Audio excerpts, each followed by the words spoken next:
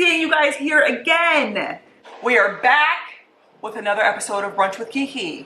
Brunch with Qiqi. B-R-U-N-C-H with Qiqi. Listen, I know my last episode was a few months ago. Once I stop procrastinating, it is over. It is over for me.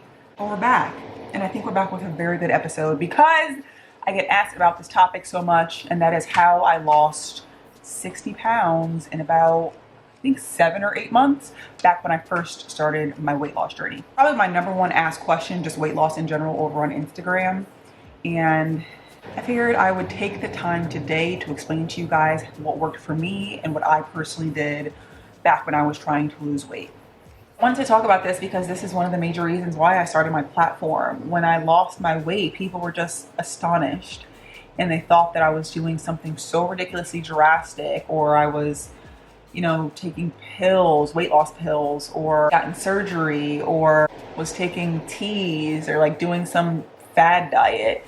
And that wasn't it. I would tell people, oh no, I just, cleaned up my nutrition and I started exercising more. And people would be looking at me like I was speaking another language, because that's usually not the response. So that's just one of the reasons why I did start my platform over on Instagram, because I wanted to share with people that it is possible and that it doesn't have to be this over-the-top drastic thing. But as you can see, a little brunch situation. I have an egg veggie scramble type of situation, pumpkin bagel. I am excited. It's fall. Fall just rolled up on us, which means pumpkin bagels are back in stock at Trader Joe's. A little banana. Made myself a little latte. Love this mug. It was a gift from Gymshark. Thanks. But my very first YouTube video was why I started my fitness journey, but I didn't explain how I kind of executed it and went about it. So I figured I would do that for you today. I'll try not to make a super long video about it. I will keep it simple. But back in 2015 after college, actually let's start before then. High school, I think my average weight was always between 180 and 190. And then when I got to college, I remember my first weigh-in freshman year, I was at 210, which was the heaviest I've ever been. And then every year I just gained weight. And I think my senior year, my last weigh-in was about 265. And that entire time I kind of just chalked it up to being like, oh, you gained muscle, not a big deal. But looking back, even as an athlete, I was a thrower. So I mean, anyone that's a thrower knows we don't do a whole lot of like super rigorous activity. Like not as much as, let's say, like a sprinter. So that, on top of the fact that, to be blunt, I ate like trash in college, complete trash. I ate most of my meals at the dining hall or stuff from the vending machines in the dorms. But on top of that, there really weren't a lot of healthy options. And then on top of not being super educated on what I should be eating, and also just being young and careless. But a typical day in the dining hall would be like chicken tenders, French fries, they had pizza. Like these are the regular things they had every day. Pizza, they had ice cream. And we would just sit there for hours and eat. And then on top of that, the nightlife. I don't drink much now, but back then I was a totally different person. So we did some heavy drinking in school. So over the course of those years, I gained about 50 pounds. It wasn't from gaining muscle, it's because I was eating a lot. A whole lot. Even though I was exercising, I was still gaining weight, which is proof that you cannot outwork a bad diet. I was a Division I athlete, still moving my body, but I just ate thousands and thousands of calories worth of food on a regular basis. That's the first thing. It doesn't matter how hard you are going in the gym. If your nutrition is not on point, you're probably not going to see any weight loss. That's just me being honest. But after college, that transition of, I was an athlete all through high school. I played basketball and did track, and then wound up doing track in college. And then after that, it was such an adjustment to now not have any place to be. Like my exercise and my movement was always scheduled. I always had somewhere to be. And then to graduate, and it's like, what do I do now? I'm not going to do those same type of workouts. Do I sign up for a gym? Do I do that? But months went by. I think 5 months went by, and then I weighed in at about 270-ish. So I continued to gain weight, obviously, just still eating poorly and not moving. And after college, I'll give you a glimpse. Honestly, I didn't have the money. Even affording a gym membership was pushing it, that extra $20 a month. And I just didn't know what I was doing. I had no education whatsoever as far as nutrition. I mean, I obviously knew like veggies are good for you, but what should my diet look on day to day? I had no idea. Before I explain to you what I started to do, I want to explain to you what my diet looked like before. My diet previously just looked like a bunch of processed food. On my way to work, I would almost every morning stop at McDonald's, and it would look like this. This is how my day would look.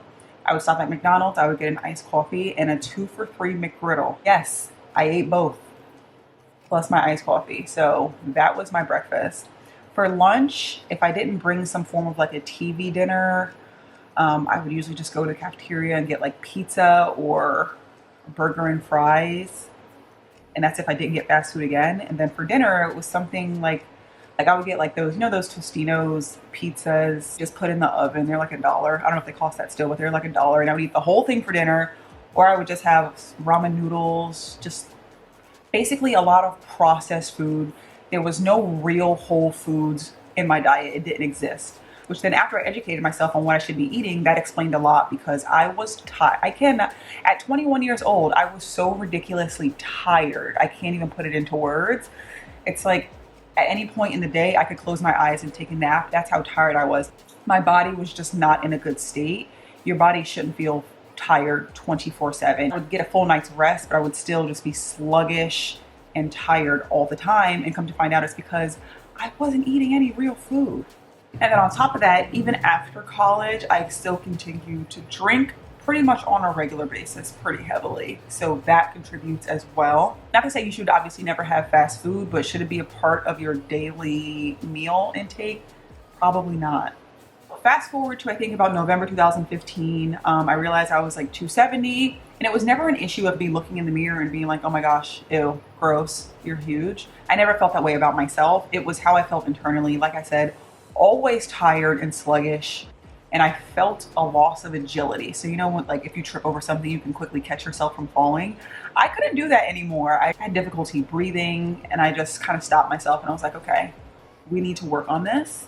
At that point, I was like, okay, what do I need to do? Getting a personal trainer was 100% out of the question. I could not afford it back then. I remember the first thing I did is I signed up for a gym membership at Retro Fitness. That was my very first one. And then as far as educating myself, I honestly I Googled, I YouTubed what I should be eating on a daily basis, what are considered healthy foods. And I took everything in, and that's when I realized you're not eating any real food. Everything you're eating is processed. No lean meats, no veggies, no, good carbs, nothing. So I educated myself, and then I learned how to grocery shop. So that was the first thing. The next time I went to the grocery store, I wasn't in the Dorito aisle. Stayed out of the frozen food section. No more microwave pizzas, no more Hot Pockets. And back then I did eat meat, so I would get like chicken breasts, little chicken breast tenderloins, ground turkey. I remember like turkey meatballs were some of my favorite. I would buy those pre-made, sometimes ground beef. And then I would get my carbs, I would get rice, beans, sweet potatoes, regular potatoes. As far as snacks, I would also just snack on fruit or... And I was rambling here, so I just wanted to emphasize as well, it's not about completely 100% cutting out those processed foods. You can absolutely still eat those in moderation and still lose weight. But for me, those processed foods at the time were pretty much 100% of my diet, which would explain why I was feeling sluggish all of the time and I was gaining weight, because a lot of these foods were extremely high in calories with minimal nutritional value. So when I made that switch to now incorporate more nutrient-dense foods into my nutrition, that is really when I started to see changes. Yogurt or nuts. So once I learned that, I also learned about macro or calorie tracking, and that's what I did. I always get asked, how do you get that calculation? I personally just use my Fitness Pal. I plugged in my information. It's a complex calculation based off of your height, your weight, your activity level. That's why when people ask me what mine are, I don't like to give that out, because people will take what I say and think that they can mimic that and get the same results, and that's simply just not how it works. So I plugged my information into my Fitness Pal and I got what my calorie deficit should be. Worked for me personally, but there are also a lot of other calculators online, so I do remember using a few, and they all roughly came out to the same number, so I kind of just found an average and I went for it. Which brings me to my next topic. If my memory serves me correctly, back then at around 270, I believe my deficit was at 2,600 calories, maybe 2,700. And that's what I ate on a daily basis. So when people tell me that they're eating 1,000 calories a day or 1,200, that is too low. 1,000 calories, that's something that a toddler would be eating. For some reason, it's been drilled in people's heads that 1,200 calories is the magic number. It's not. It doesn't work like that. The amount of calories and macronutrients that your body needs depends on your size and your activity level. Someone that's, say, 300 pounds is not going to have the same macros as someone that's 175. It just doesn't work that way. So that's why I do encourage people to plug your own numbers in and get your calculation. Do not try to use anyone else's. It doesn't work that way. And I wanted to provide some color as to why it's not the same. For example, I like to say a Toyota Corolla has different fuel needs than, let's say, a Toyota Tundra, because the Tundra is simply a bigger machine. So you can think of your bodies that way. Someone that's, say, 5'5" and 110 pounds is not going to have the same fuel or calorie needs as someone that's, let's say, 300 pounds. If you try to give someone that's 300 pounds the same amount of calories as someone who is, that 110, 120 range, they're not going to be getting the fuel that they need in order for their body, their machine, to run efficiently. But I wanted to tell you that number just to explain that, yeah, I was eating 2,600 calories a day and still losing weight. You don't have to, 1,200 what even is that? I can eat 1,200 calories for breakfast. So that's important. I personally use MyFitnessPal, but if you just literally go to Google and type in macro calculator, there are a ton out there. Plug your numbers into a few, get an average, but they're mostly all going to give you the same number. Brings me to how I started. Number one, I educated myself. I didn't have the funds for a personal trainer, and I definitely didn't have the funds for a nutritionist. So I Googled it. So that's the first thing. I learned what I should be eating, and I learned about tracking my macros, and I put that into action. Which brings me to actually starting. It was perfect timing. My job was doing a Biggest Loser challenge, and I was like, perfect. This can help me stay on track. So I signed up for it. And to be honest, I think we've all started our journey and quit after like a day or two or a week or two when we didn't see results. And I wasn't super confident that it was going to work for me. I was just really hoping that I wouldn't give up. So at the very first weigh-in, I weighed in, I think, about 272 pounds. I think I was one of the heaviest girls in the competition.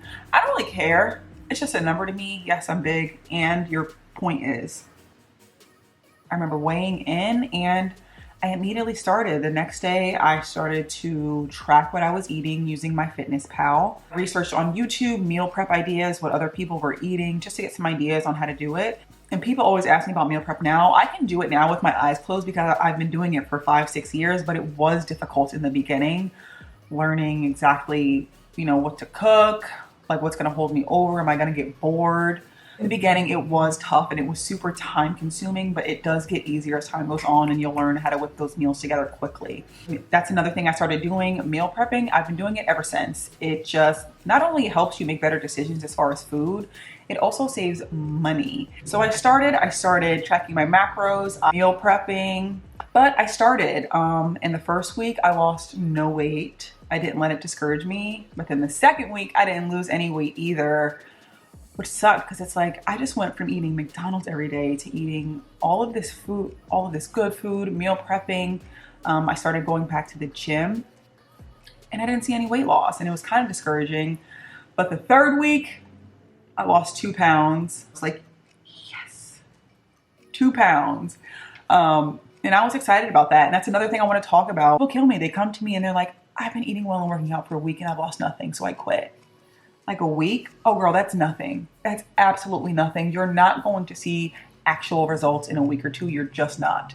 And I think we're so used to seeing things like this on like Instagram and online and people losing 10 pounds in a week.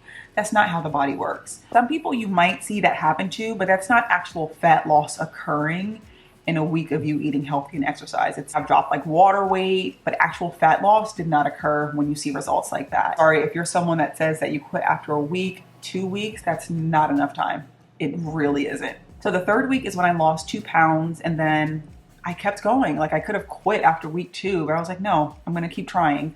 So the third week when I lost my 2 pounds, going forward, at a minimum, I lost 2 pounds a week throughout that competition. There were a few weeks where I did lose like 3 to 5, which was kind of heavy. And then the competition was 12 weeks long. After 12 weeks, I had dropped 32 pounds. And I wound up winning the competition. I won a couple $100 and I was just so proud of myself for not giving up. Because yeah, 32 pounds in 12 weeks is pretty aggressive, but I stayed on it and I was consistent. Like I didn't let up the gas at all the entire time, which is another thing. It's consistent. It's a 7-day, if you really want to drop weight, it's a 7-day-a-week commitment. It's not, oh, I ate healthy for 2 days, I'm going to take a break, 3 days out of the week. No, it's 7 days a week. Okay. A lot of people might do very well throughout Monday through Friday, and on the weekend they're eating what they want and they are, drinking, do whatever they, no. Like you can easily erase your deficit that you created throughout the week if you give up on the weekends. No, ma'am. And I wanted to clarify here, yes, I was in a calorie deficit and I set my deficit to lose 2 pounds per week. Which brings me to my next topic, cheat meals. Back then during the competition, I did have 1 cheat meal a week. It's not anything ridiculous. Like I didn't go out and have a 5,000 calorie meal or something. If I was craving it, I would kind of eat what I want. For me, it would usually be like a burger and fries, going out with friends, or I would have like, a couple slices of pizza as well. It was never anything just over the top and ridiculous, which is what some people misunderstand as well. Don't use that meal or that day to like go crazy and eat above your means. That's something that worked for me. But I will say I was very strict with myself as far as cheat meals. I mean, a slice or 2 of pizza really isn't a cheat meal. During the competition, I think I was working out a minimum 5 to 6 days a week, and I realized like I need a little more balance here. So I would still roughly go. So I think I pulled back a little bit and I would go maybe 4 to 5 times a week, and then I wasn't spending as long in the gym. But I did keep going. I did keep tracking my macros. I kept eating very well, very healthy, still having my 1 cheat meal a week. And I continued to keep losing weight. I stopped weighing myself after that competition, and I was just going with the flow. Like I was happy. I was comfortable eating what I was eating. I never at any point during my journey felt like I was restricted. That's something that's important. If I was hungry and I met my macros for the day, I ate. Like I'm not going to go to bed hungry. It's just never that serious. And I specifically remember I moved into a new apartment and I had my scale and I was like, oh, I wonder where I'm at now. And I weighed in at, I think, 206. That was the smallest that I have been since then. And I was smaller than my freshman year of college. And I just felt like I was at a comfortable place. So I think that was roughly 7 months. So I lost about 60 pounds in 7 months back then. But that was months of me staying on it. Like it's consistency. It's a 7-day-a-week thing, everyone. I know everyone gets discouraged and they want to quit after a week or two. You're just getting started. You are just getting started. Now, exercise. I will say back then, I was kind of scared of weights because I had just graduated college where I was lifting 5 days a week, super heavy. And in my head, I convinced myself that I gained weight in college because I was lifting heavy. So I was kind of scared of weights and I wanted to stay away from that, which is not correct. You should absolutely be doing both cardio and weightlifting simultaneously. Okay, there's nothing wrong with that. That's just something that I had in my mind. So my workouts were, I think I worked out about 5 to 6 days a week. I was doing a minimum of 30 minutes of cardio. I remember doing a lot of running. I got very good at running. So I would do a minimum of 30 minutes, but usually, if I'm being honest, it was around 40, 45 minutes of cardio. And then I also like to do circuit training. So I would go into a little corner of the gym and, do stuff on the TRX or do little circuits, just fun little circuits that I would honestly just find on YouTube and follow along with. Something that just got my heart rate up, got me sweating, and got me feeling good. If I did lift weights, it was moderately light, but I really did focus mostly on doing cardio and lightweight circuit training. Of course, if I could rewind time, would I have gotten the same results if I mostly did weightlifting versus cardio? I don't know. I just want to be honest to tell you guys what I did, but if I was training someone now, I would definitely have them train both weights and cardio simultaneously if the goal was fat loss. But yeah, it's been a few years, and that was my goal back then. It definitely was fat loss because I just didn't feel like I was in my best. I just didn't feel like I was healthy. I didn't. And now throughout the years, it's been about 4 years since then. It's just not my goal anymore. And I think people see me and they see that I'm a larger girl. They assume that I'm just constantly trying to lose weight, and I'm honestly not. I'm not constantly in a calorie deficit. I'm not constantly restricting myself and continuously trying to lose weight. One thing I learned back then, it's about balance. I taught myself how to eat well and how to use food as fuel for my body. And I learned that movement is important. exercise is always so associated with fat loss or, you know, muscle gain, getting jacked.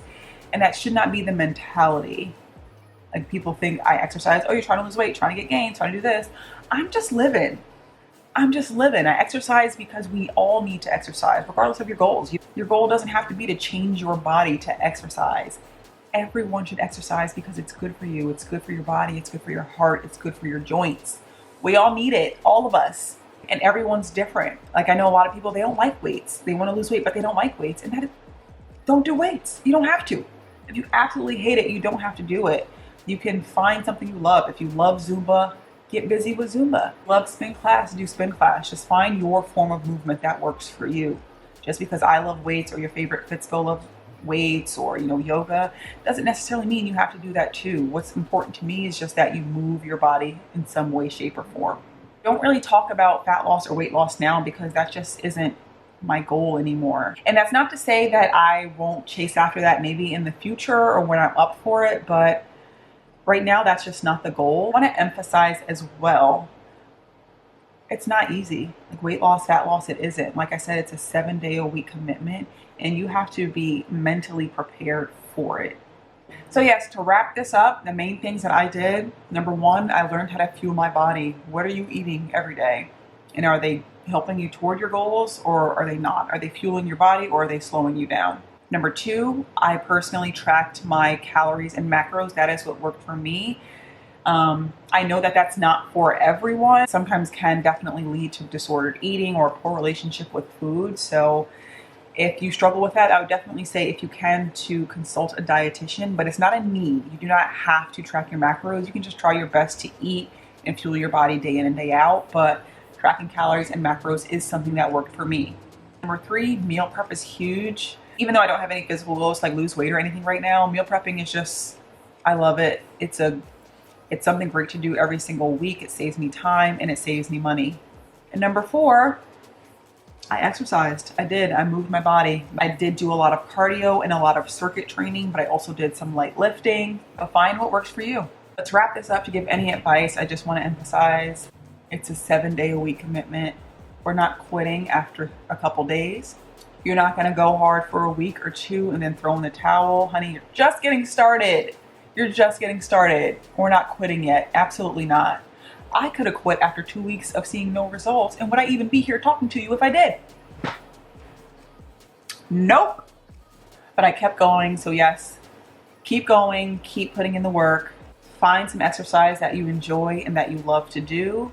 Stay consistent.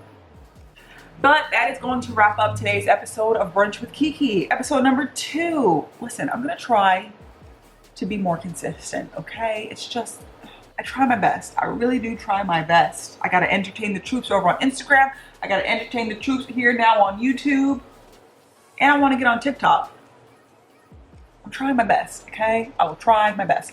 I do hope you guys enjoyed this episode. It is long overdue, and it's one of the huge reasons that I started my platforms, because a lot of people think that it's impossible or that you have to go to drastic lengths to achieve weight loss, and it's not. You just have to have the proper tools and patience and a lot of consistency. But I hope you guys enjoy. Thank you for watching. See you at the next episode. It's the lighting for me. I'm also wearing this new Gymshark hoodie, training hoodie. I love. It's hoodie season. It's hoodie season.